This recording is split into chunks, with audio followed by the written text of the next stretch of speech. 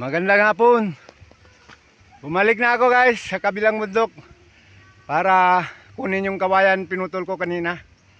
Biglang sumama ang panahon dito sa amin guys, oh.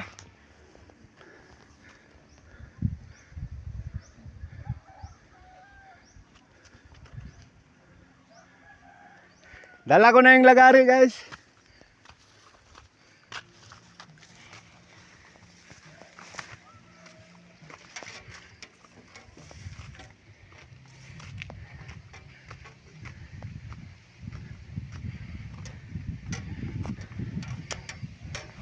Ang tataba ng mais ng pamangkin ko guys, oh.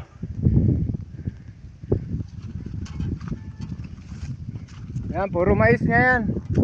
Pamangkin ko ang nagtanim yan. Siya lang nagtanim mag-isa yan. Ayan yung bahay ng pamangkin ko guys, oh. Andyan lang yung kawayang ginawa ko, yan, oh.